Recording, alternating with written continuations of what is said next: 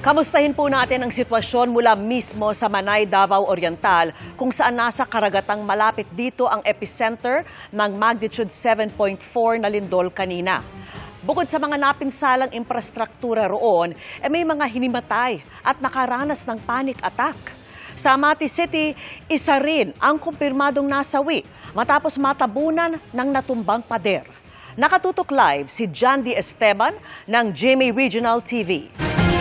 Jandy, kamusta kayo? Yes, Vicky, sa ngayon nga, nararamdaman pa rin natin yung mga aftershocks. Actually, 7:13 p.m., minuto lang bago tayo umere, naramdaman natin yung malakas na pagyanig, yung aftershock, dahil sa lakas nakakahilo. Dahil nga sa malakas na magnitude 7.4 na lindol, nagsuspende ng trabaho at klase ang sa lahat ng pampubliko at private sector ang provincial government ng Davao Oriental. Sa ngayon, isa ang kumpirmadong patay sa Davao Oriental. Namatay ang 57 anyos na babae sa Amati City, Davao Oriental matapos matabunan ng natumbang pader kasunod ng magnitude 7.4 na lindol. Ayon sa Amati City Information Office, habang lumilindol na, may kinuha pa raw ang biktima sa kanilang boarding house. Pero nang tumatakbo na siya papalayo, naabutan na siya ng pagbagsak ng perimeter wall ng compound ng isang electric cooperative. May ilan din ang isinugod sa Davao Oriental Provincial Center matapos hinimatay at nakaranas ng panic attack. Nasira ang bahaging ito ng St. Francis Xavier Parish sa Barangay Central Poblacion sa Manay, Davao Oriental na siyang epicenter ng pagyanig. Ang simbahan ay itinayo noong 1897 at kakarenovate lang. Ang Municipal Hall naman ng Manay ay hindi pa magagamit dahil delikado pa dahil sa mga bitak. Ayon sa LDRRMO, nasa 80% ng kanilang infrastruktura ang apektado. May mga tulay at mga daan ang isinara dahil delikado ng gamitin. Walang kuryente at tubig hanggang sa oras na ito ang lugar. Vicky, nasa 17 barangay ang apektado dito sa Manay, Davao Oriental at nagpapatuloy pa rin yung hakbang upang malaman yung lawak ng pinsala ng lindol. Vicky. Ingat kayo at maraming salamat sa iyo, Jandy Esteban ng GMA Regional TV. At kapapasok lang po na balita, nagkaroon ng magnitude 6.9 na lindol kaninang 7:12 p.m. sa Davao Oriental. Ayon po sa PHIVOLCS, nasa 36 kilometers southeast ng Manay, Davao Oriental ang epicenter niyan. Naitala ang intensity 4 na pagyanig sa Davao City at sa Bislig City, Surigao del Norte. Nagbabala ang PHIVOLCS sa posibleng tsunami. Maring umabot sa mahigit 1 metro ang taas ng alon. Pinapayuhan po ang mga nakatira sa coastal areas ng Surigao del Sur, Davao Oriental at Surigao del Norte na agad lumikas.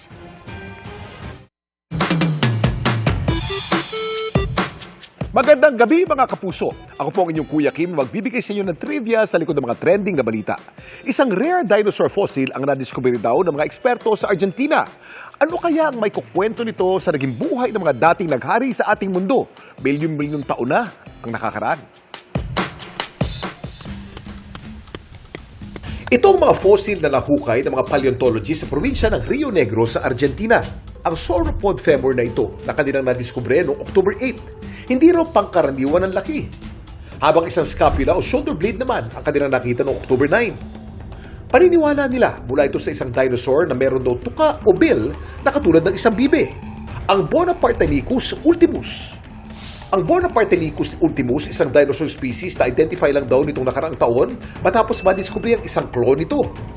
Ang eksaktong lugar o site kung saan nahukay ang pinaniniwalaang Bonapartenicus ultimus fossil, hindi mo na isa sa publiko para mapangalagaan ang cultural heritage nito. Umaasa mga eksperto na makakadiskubre pa sila ng iba pang fossil sa site. Malaki kasi ang maitutulong nito para mas mapag-aralan ang mga dinosaur species na nabuhay sa rehiyon 70 million years na nakakaraan gaya na lamang ng Bonapartenicus ultimus. Pero alam niyo ba kung bakit Bonapartenicus ultimus ang tawag sa naturang dinosaur? Kuya Kim, ano na? Ang salitang Bonapartenicus, pinagsamang pangalan ng renowned Argentine paleontologist na si Jose F. Bonaparte. At ang Latin word na unicus na ibig sabihin ay claw. Isa kasi ito sa striking features ng naturang species. Ang salitang ultimus naman ay salitang Latin para sa latest. Dahil isa ito sa latest o pinakabagong species ng dinosaur na kanilang na-identify. Samantala, para malaman ang trivia sa likod ng viral na balita, i-post o i-comment lang, #Kuya Kim, ano na? Laging tandaan, kimportante ang may alam. Ako po si Kuya Kim at sagot ko kayo, 24 oras.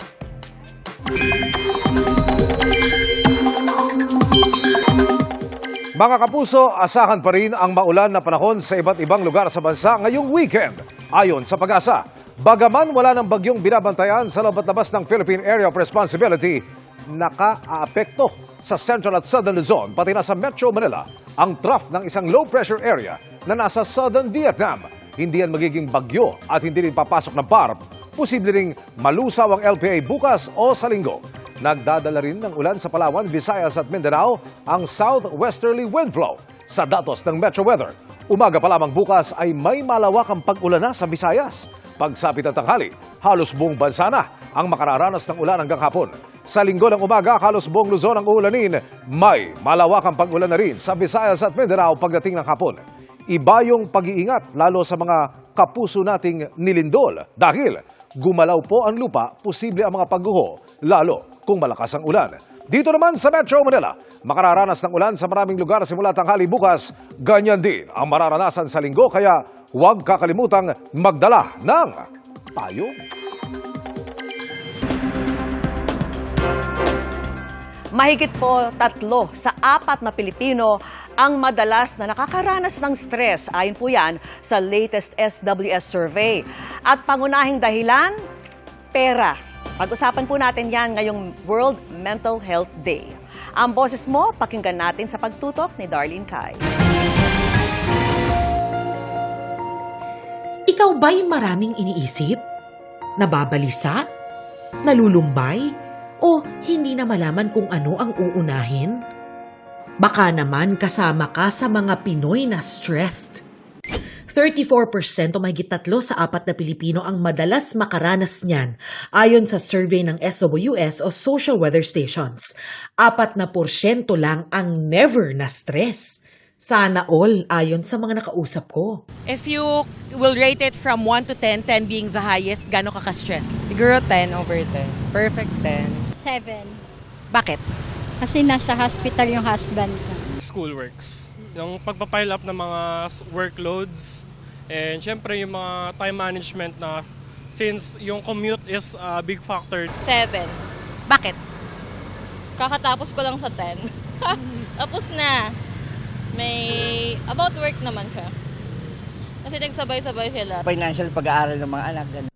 Ang sagot ni Ryan na may kinalaman sa pera, pareho sa sagot ng 53% ng mga Pilipino at top answer sa survey. Kasunod niyan ang kalusugan, trabaho o pag-aaral at pamilya. Hindi na nagulat ang 27 years old na si Maria Lorena. Ang hirap naman po kasi ngayon, madaming bayarin, madaming kailang lalo na pag sa pamilya. Pero paniwala niya, kakabit din ng problema niya ang pagdurusa ng marami na dulot ng katiwalian sa pamahalaan. Ay, yung kurakot ngayon niya. Kasi syempre nakikita mo na ang nila, ang daming pera na nakuha nila. Tapos ang daming may hirap po talaga ngayon. Sorry sa Ang dami ko kasi napapanood ngayon na yung mga may hirap na hindi man lang nila matulungan. Ganun po. Kasi Tapos sila paisi-isi lang sa buhay. Ganun po. Baga parang nasaan napunta yung pera ng mga taong bayan. Ganun. Mas madalas ngang stressed ang mga Pilipino ngayon ayon sa survey kumpara sa mga sinurvey ng SWS noong 2019. 41% ng mga babae ang stressed, mas marami sa 27% ng mga lalaking stressed. Nag-iisip, minsan lutang habang naglalakad tulad yan. Pag may inuuto, syempre, minsan nakakalimutan ko yung bibilihin. Mas stressed ang mga taga Metro Manila kumpara sa mga taga ibang lugar.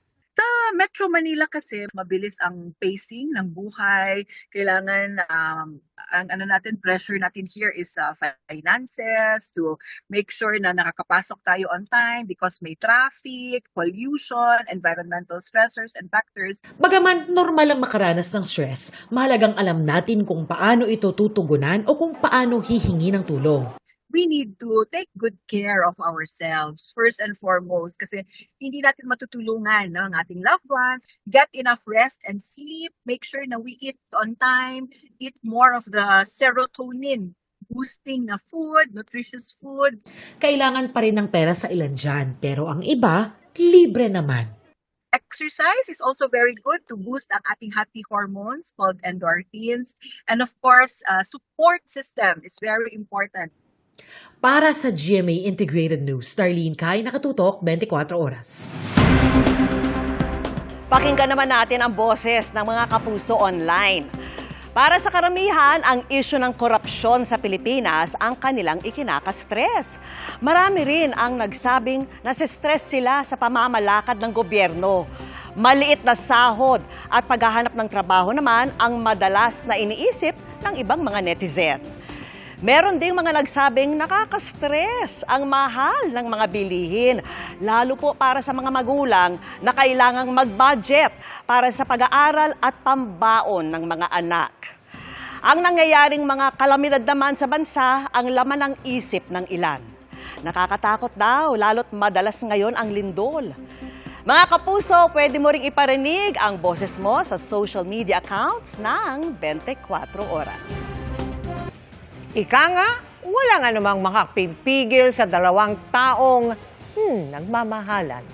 Pinatunayan yan ng mga magkasintahan sa Davao del Norte na hindi natinag ang pag-iisang dibdib sa kabila ng malakas na lindol. Nakatutok si Marisol Abduraman. Maagang sinubok ang sumpaang for better or for worse ng magkasintahan sa Talaingo, Davao del Norte. Patungo na sana sa altar ang groom para hintayin ang kanyang bride. Pero biglang yumanig ang magnitude 7.4 na lindol kaninang umaga.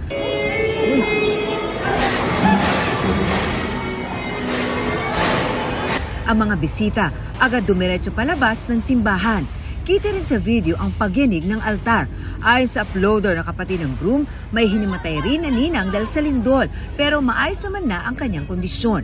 Matapos ang ilang oras, talagang pinatunay na magsing-irog ang kasabihang sa hinaba-haba man ang posisyon, sa simbahan din ang tuloy.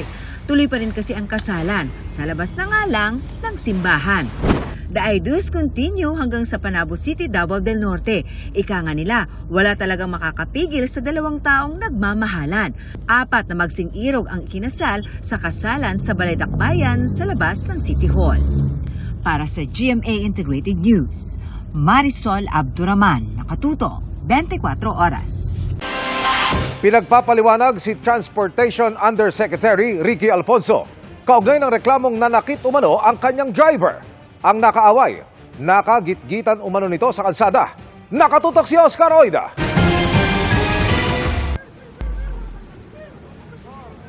Sa Katipunan Avenue sa Quezon City, kuha ang video na ito habang namamagitan ng mga traffic enforcer sa pagtatalo ng driver at security ng luxury SUV na ito at ng isang utility vehicle. Ginitgit kami, dalawa eh. Hindi kami ginanong kami kung nabarin namin yan.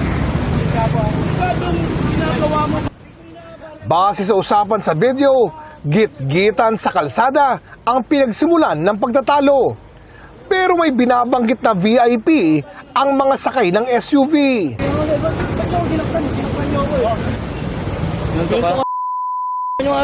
Pare, VIP, wag kang ganon. Hindi! VIP! Delikado ginagawa niya. Hindi namin alam, baka mabaril na. Kasi ginanong-ganong kami. Hindi kasi... VIP yung dala namin, nakablinger na kami ha. Nung una, hindi kami nakablinger. Kinat kami. Tapos, nung unat ng unat siya, nagblinger na kami. Makikita sa video si DOTR Undersecretary Ricky Alfonso habang kausap ang mga enforcer. Sa isang punto, pinabalik na rin siya ng mga kasamahan sa sasakyan. Pero bago naghiwalay ang dalawang panig, nagkainitan pa. Pakuha mo yung ORCR, may number naman, sir, kunin mo na. Tingnan mo naman kasi Kaya sinuntok ako. Kaya gano'n lang, VIP. Malintikan ka talaga. Sininuntok eh. Ang sabi ng driver ng utility vehicle, sinaktan siya ng mga sakay ng SUV. Hindi lang pala ko ng driver kasi sinuntok ako. Ay, sinuntok ako eh. Yan mo pre, yan mo yan. Medical na. Magkano ka na police report. Vlogger mo. Para may counter ka. May special plate na number 10 ng SUV na para sa presiding justice ng Court of Appeals, Court of Tax Appeals, Sandigan Bayan at Solicitor General.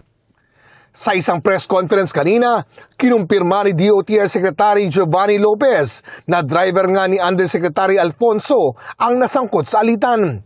Nag-issue na raw ng notice to explain si Secretary Lopez upang pagpaliwanagin ang Undersecretary. At sinabi niya nga po na siya yung nasa video. Nag-issue po ako kaagad ng notice to explain yesterday. At I'm expecting the answer of Yusek Ricky Alfonso. Pero yung pag-uusap namin kagabi, sinabi niya rin po na tinanggal niya na ang kanyang driver at humingi siya ng patawad at lumabas siya basically to pacify yung the incident. No? Siya po ay umawat. Sinusubukan pa namin makuha ang panig ni Yusek Alfonso. Para sa GMA Integrated News, Oscar Oida, nakatutok, 24 oras. Estasecto, patuloy na masusubok sa pakikipaglaban ang mga New Gen Sangre ngayong hawak na nila ang mga brilyante. At si Bianco Umali, flattered na makita ang sarili bilang tagapangalaga ng brilyante ng lupa, isang role na relate raw siya bilang isang modern Filipina. Makichika kay Aubrey Carampel.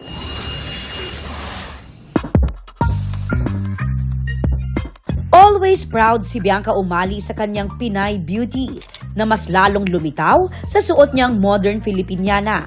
Sabi ni Bianca, hindi lang daw siya sa panlabas na itsura very Filipina, kundi maging sa Filipino values na itinuro ng kanyang lola. Sa lahat ng gagawin ko, masasabi ko na aligned lahat ng mga nangyayari sa akin, which I think is such a big blessing, of course, kasi kung ano rin yung mga dumarating sa akin, talagang pasok din sa kung sino ba ako bilang tao.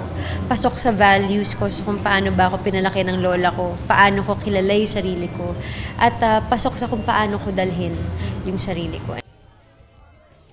Kaya relate na relate din si Bianca sa karakter ni Tera sa Encantadia Chronicles Sangre na pinalaki ng kanyang lolo Javier at nanay Mona. Ang itinakdang tagapagligtas ng Encantadia at bagong tagapangalaga ng brilyante ng lupa.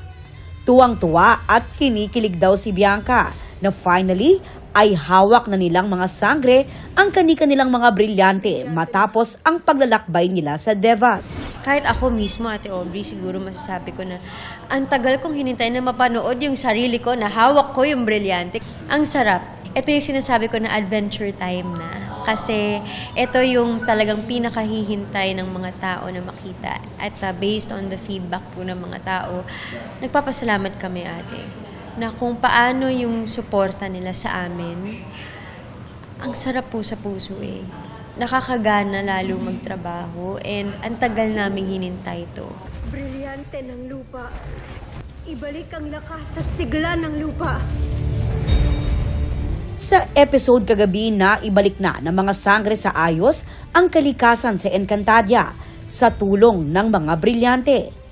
Pero tila walang katapusan ang kailangang haraping pagsubok dahil si Ashti Perena may mga inihanda para sa mga bagong sangre. Ngayon yung ipamala sa akin kung talagang karapat-dapat ba talaga kayo maging bagong tagapangalaga ng brilyante at ng buong Encantadia!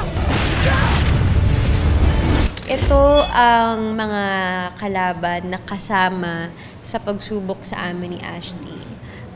Parte siya ng pagsasanay namin na matutunan namin kung paano namin magagamit ang mga brilyante namin, kung paano namin magagamit yung mga elemento namin, at higit sa lahat, kung paano kami magkakaisa para talunin yung mga kalaban. kailangan daw nilang pagdaanan ng mga ito bilang paghahanda sa pagharap at paglaban sa mabagsik at malupit na si Kera Mitena. Unti-unti na kasing napapalapit kung ano yung itinakda. Aubrey Carampel, updated sa Showbiz Happenings. Ang Rodrigo Roa Duterte.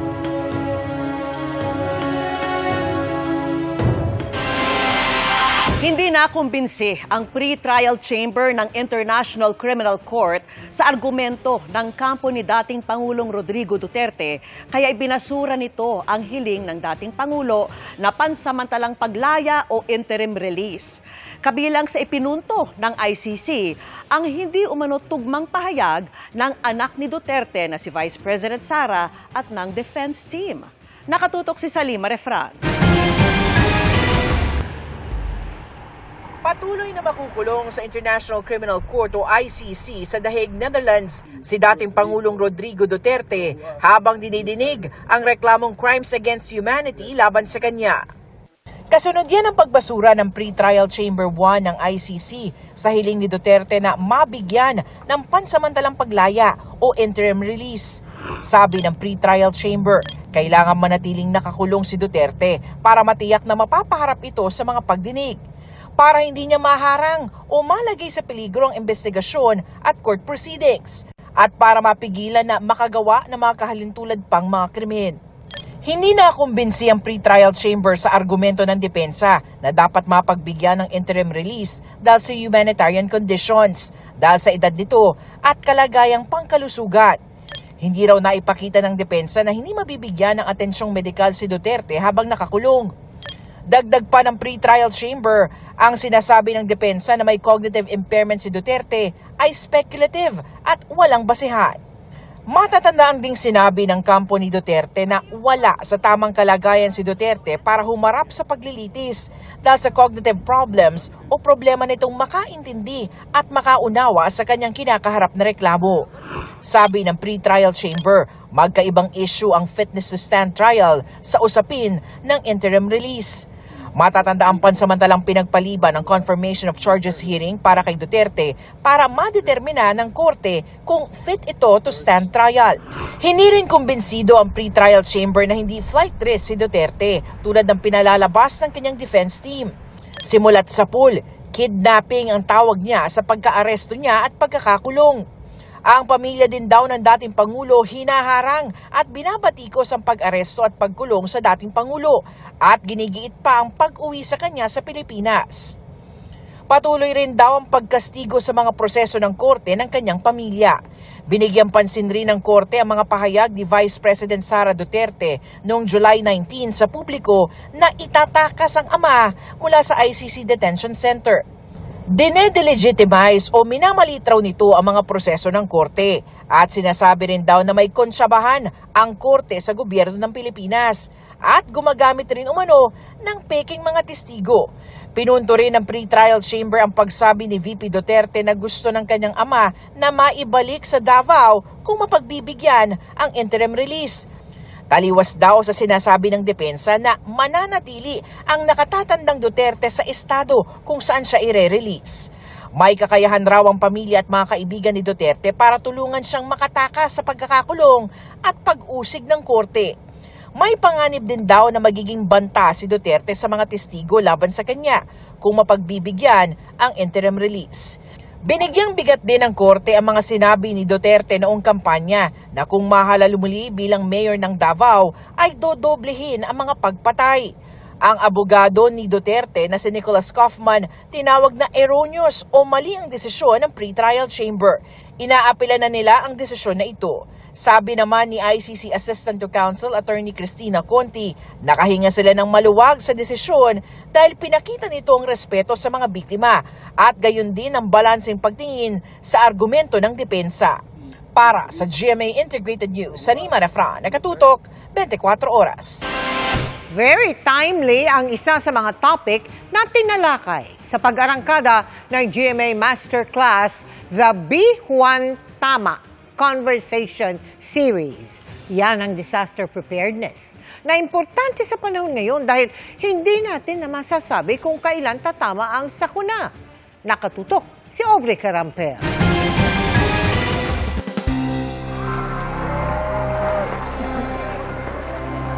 Sa kick-off ng GMA Masterclass The B1 Tama Conversation Series, mahahalagang impormasyon at napapanahong mga issue ang tinalakay ng hosts ng GMA infotainment programs na Amazing Earth, I Believe at Fast Talk with Boy Abunda.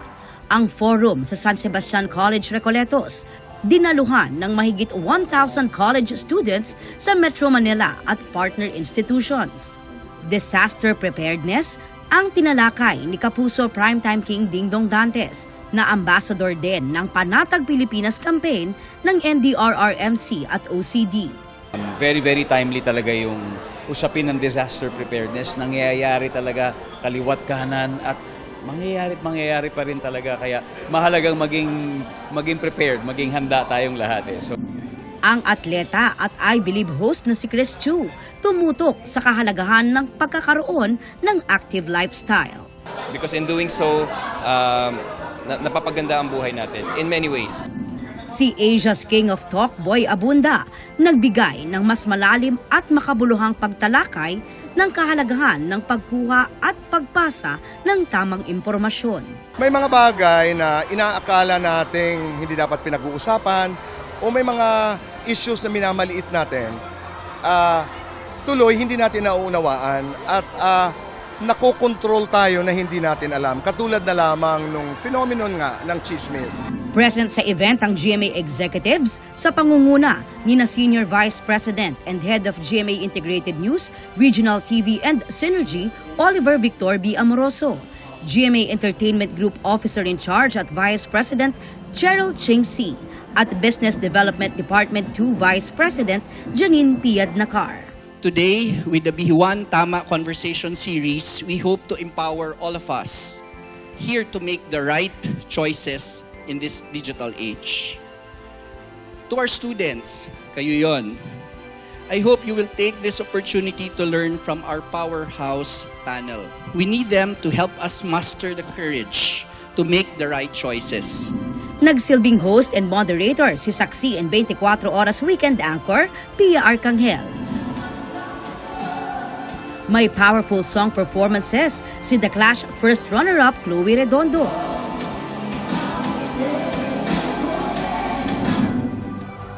Pumirma rin ang Kapuso hosts at mga estudyante sa Panata Wall bilang pakikiisa sa B1 Tama campaign.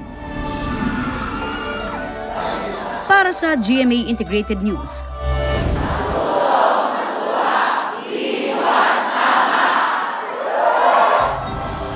Aubrey Carampel, Nakatutok, 24 Oras. At yan ang mga balita ngayong Biyernes, 76 na araw na lang, Pasko na. Ako po si Mel Tiangco. Ako naman po si Vicky Morales para sa mas malaking misyon. Para sa mas malawak na paglilingkod sa bayan, ako po si Emil Sumangil. Mula sa GMA Integrated News, ang News Authority ng Pilipino, nakatuto kami 24 oras.